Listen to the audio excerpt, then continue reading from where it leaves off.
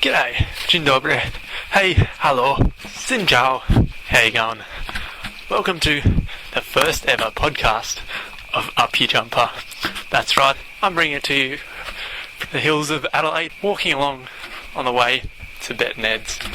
But today, maybe tonight, maybe it's midday, maybe having a cup of tea just after lunch, just enjoying the afternoon. But we're in Adelaide, seeing what's happening in the way of sustainable living, design, renewable energy, and all that jazz in this instalment of Up Your Jumper. First, it's time to talk to Christian from Bicycles SA and hear about the City Bikes program in Adelaide. It's a Adelaide City Council initiative, obviously. It commenced in May of 2005. The council tendered for the service to be provided. The council had tried for several years prior to get the project up and running, but were constantly coming into battle with public liability issues. So they realised that if they tendered the service out on the basis of a sponsorship, then that will obviously remove the liability issue. And away we went. So we tendered and Bicycles got a gig. So it's been a very positive program.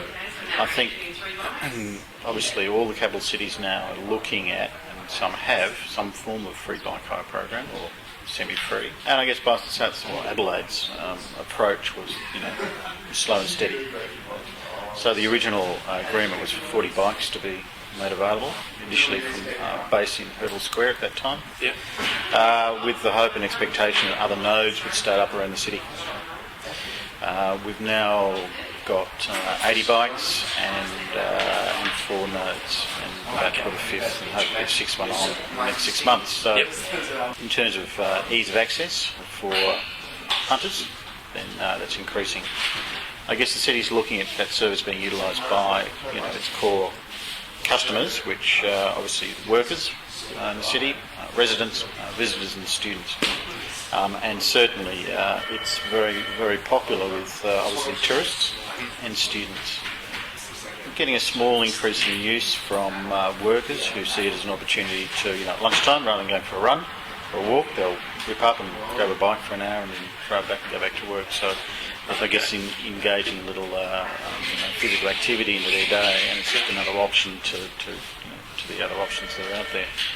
Originally the program was first 2 hours free, and then the provider could charge whatever they wanted to per hourly rate.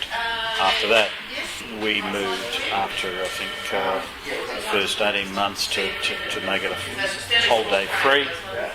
Really, I guess it provides Bicycles SA the opportunity to leverage that use and that engagement with whether it be tourists or residents or students, to promote, I guess, if you like, the overall mission of Bicycles SA, which is to get more people riding more often, and because we're looking at shifting behaviours and behaviour change, it's a really nice, neat little program to support and assist that. So we dump the charge, and it's free all day, every day, 7 days a week. Okay, so when you get a bike from Bicycles SA, you get the bike and helmet and lock. The bike, helmet and lock. And just place some sort of form of ID it's photo ID. Yeah. Council were keen to ensure access to as many people as possible and didn't want to have a cash deposit, so it's passport or driver's license.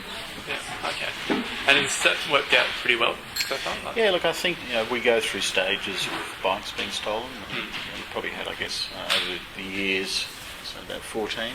Yeah. Some of those are found and retrieved from cash converters and other locations. So I guess the loss on that count isn't very heavy. We bought an initial fleet of, like I said, 40, and we got an arrangement with Mongoose, and we got some hybrid bikes, comfort bikes. Some of the users of the scheme were getting a little rough. Gutters are not there for avoiding; they're there to ride up and down, apparently. Yeah.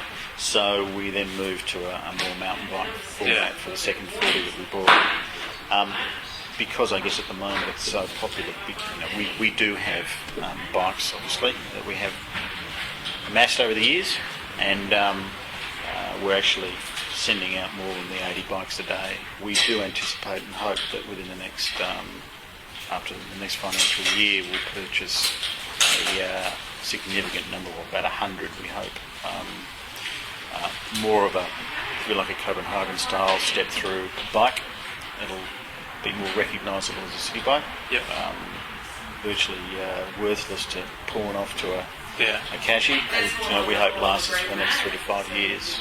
So doing some discussions with Kona about their Africa bikes. So if you buy 2 Africa bikes, 1 bike gets sent to Africa as an aid project that Kona is sponsoring. Right. So in the next financial year, you're looking to get a new fleet. Yep. And onward and upward. Yeah. So council's team, they've released in January their bicycle action plan, and that's a 3-year plan. It's fully funded and costed, and there's a whole range of cycle-friendly strategies in that plan, and obviously City Bikes continues to be in there. So they're very keen to see it continue. It's from a local government point of view, or a local elected member. There's great PR. There's always a news story about the fact that there's bikes going around, and the scheme is really appreciated by everyone who uses it. And even, I guess for us, the hardest customers to please are the European market travellers. They live in what we would only dream of as a cycle-friendly community, and it's they often say, certainly don't have anything like this back home. So leaving aside the big cities, and we've got some bike hire programs. So that's working well. Yeah, it's good to hear. And is Adelaide in general it's a pretty easy place to get around bike-wise? Or? Yeah, look, I'm from Sydney, so this is paradise. Look, it's not to say that we don't have some issues in terms of cycling infrastructure. Yeah. There's a lot of cycle lanes on the road. Most of those majority of them were put down by the previous government, and there's a lot of linkages that are not present in that network. So there's gaps, and obviously that's usually a merging point with motorists and cyclists. Traffic lights, big intersections, that sort of thing. So, having said that, it is there's lots of linear parks. So you can cycle from the hills to the beach, all off-road essentially through the creeks and rivers. Essentially, you can pretty much head in the 4 directions of the compass on shared paths. There are maps that are produced by Travel Smart. So in that sense, Adelaide certainly is streaks ahead of Sydney. It has been streaks ahead for a long time from Brisbane. Melbourne's been very, probably for a good decade now, working hard to increase its network. Perth's probably the shining example. There's been a lot of money spent by the state government on developing the bike network there, and with a really sort of strategic and forward-thinking view of infrastructure, not just lane paint on roads, but thinking about end-of-trip facilities, bike parking, and really, if you like, just getting rid of those barriers. That's just another reason why people ride a bike. So, in terms of, as I said, the bicycle action plan for the City Council here is what we regard as a really broad plan that will, over time, make it a lot easier and remove those barriers to getting more people riding. Cool. All right. I reckon that'll probably be about it. Thanks, Christian. Also, in this instalment of Up Your Jumper, I'll take you on the hunt around the streets of Adelaide for its mysterious and elusive solar bus.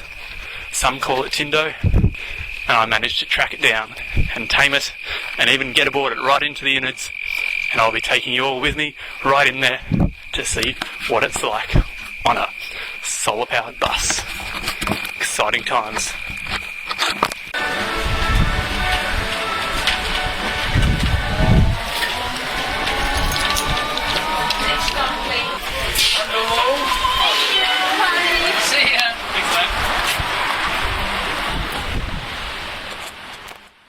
Well, that's it for this instalment of Up Your Jumper.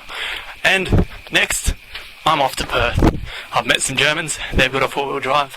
So, hopefully, in about 6 days, I'll reach Perth and then start finding out what's happening around that joint. Till next time, catch you later.